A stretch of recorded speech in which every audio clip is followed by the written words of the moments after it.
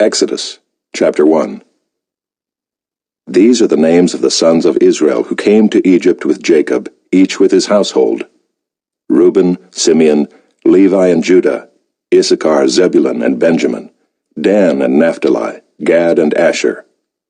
All the descendants of Jacob were 70 persons. Joseph was already in Egypt. Then Joseph died, and all his brothers, and all that generation. But the people of Israel were fruitful and increased greatly. They multiplied and grew exceedingly strong, so that the land was filled with them. Now there arose a new king over Egypt, who did not know Joseph. And he said to his people, "Behold, the people of Israel are too many and too mighty for us.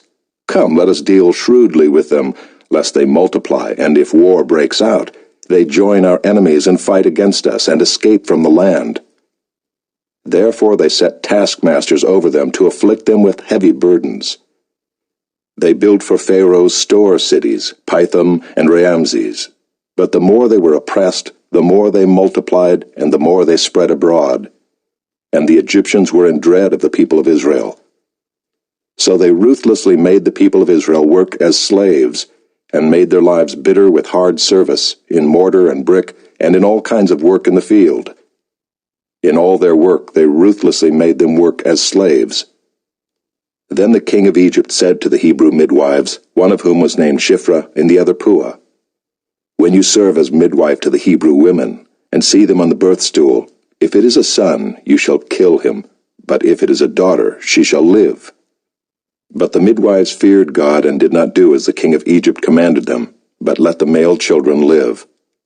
So the king of Egypt called the midwives and said to them, "Why have you done this, and let the male children live?"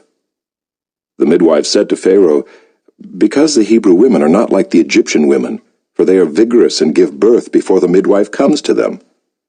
So God dealt well with the midwives, and the people multiplied and grew very strong. And because the midwives feared God, he gave them families. Then Pharaoh commanded all his people, "Every son that is born to the Hebrews you shall cast into the Nile, but you shall let every daughter live." Chapter 2. Now a man from the house of Levi went and took as his wife a Levite woman. The woman conceived and bore a son, and when she saw that he was a fine child, she hid him 3 months. When she could hide him no longer, she took for him a basket made of bulrushes, and daubed it with bitumen and pitch. She put the child in it and placed it among the reeds by the river bank. And his sister stood at a distance to know what would be done to him. Now the daughter of Pharaoh came down to bathe at the river, while her young women walked beside the river. She saw the basket among the reeds, and sent her servant woman, and she took it. When she opened it, she saw the child, and behold, the baby was crying. She took pity on him and said, "This is one of the Hebrews' children." Then his sister said to Pharaoh's daughter, "Shall I go and call you a nurse from the Hebrew women to nurse the child for you?" And Pharaoh's daughter said to her, "Go."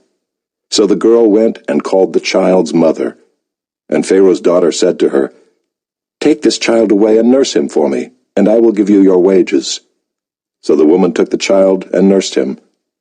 When the child grew older, she brought him to Pharaoh's daughter, and he became her son. She named him Moses, because, she said, "I drew him out of the water." One day when Moses had grown up, he went out to his people and looked on their burdens, and he saw an Egyptian beating a Hebrew, one of his people. He looked this way and that, and seeing no one, he struck down the Egyptian and hid him in the sand. When he went out the next day, behold, 2 Hebrews were struggling together. And he said to the man in the wrong, "Why do you strike your companion?" He answered, "Who made you a prince and a judge over us?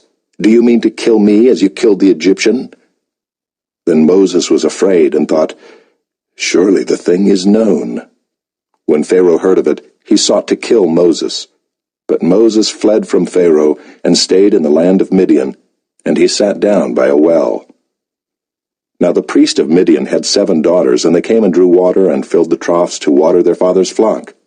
The shepherds came and drove them away, but Moses stood up and saved them and watered their flock. When they came home to their father Reuel, he said, "How is it that you have come home so soon today?" They said, "An Egyptian delivered us out of the hand of the shepherds, and even drew water for us, and watered the flock."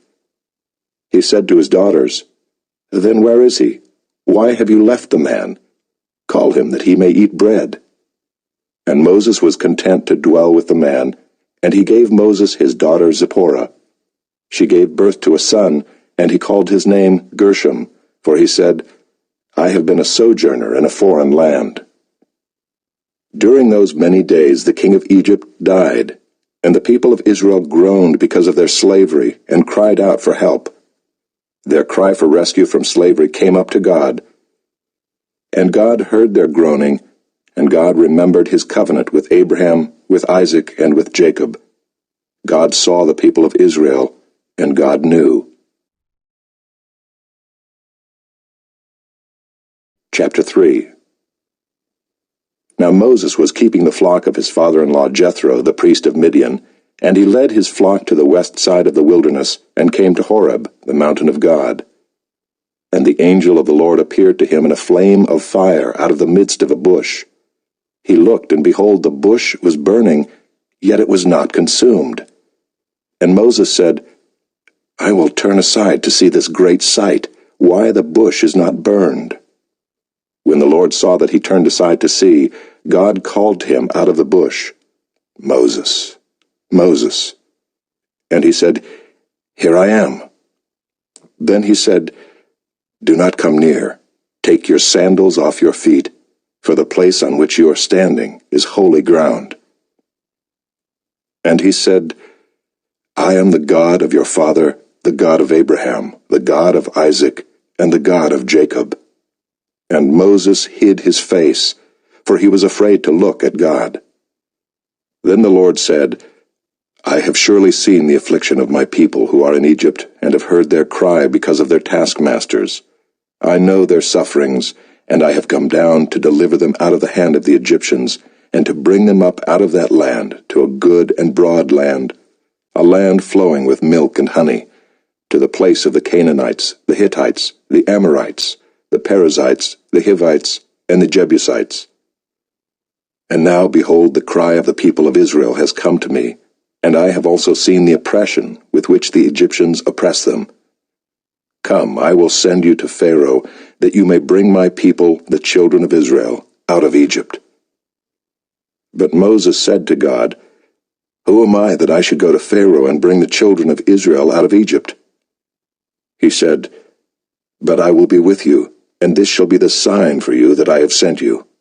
When you have brought the people out of Egypt, you shall serve God on this mountain." Then Moses said to God, "If I come to the people of Israel and say to them, 'The God of your fathers has sent me to you,' and they ask me, 'What is his name?'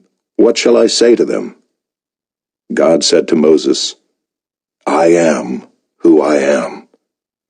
And he said, "Say this to the people of Israel, 'I am has sent me to you.'" God also said to Moses, "Say this to the people of Israel, 'The Lord, the God of your fathers, the God of Abraham, the God of Isaac, and the God of Jacob, has sent me to you.' This is my name forever, and thus I am to be remembered throughout all generations. Go and gather the elders of Israel together and say to them, 'The Lord, the God of your fathers, the God of Abraham, of Isaac, and of Jacob, has appeared to me, saying, I have observed you and what has been done to you in Egypt, and I promise that I will bring you up out of the affliction of Egypt to the land of the Canaanites, the Hittites, the Amorites, the Perizzites, the Hivites, and the Jebusites, a land flowing with milk and honey. And they will listen to your voice, and you and the elders of Israel shall go to the king of Egypt and say to him, The Lord, the God of the Hebrews, has met with us, and now please let us go a 3 days' journey into the wilderness, that we may sacrifice to the Lord our God. But I know that the king of Egypt will not let you go unless compelled by a mighty hand. So I will stretch out my hand and strike Egypt with all the wonders that I will do in it. After that, he will let you go. And I will give this people favor in the sight of the Egyptians, And when you go, you shall not go empty, but each woman shall ask of her neighbor, and any woman who lives in her house, for silver and gold jewelry, and for clothing. You shall put them on your sons and on your daughters. So shall you plunder the Egyptians.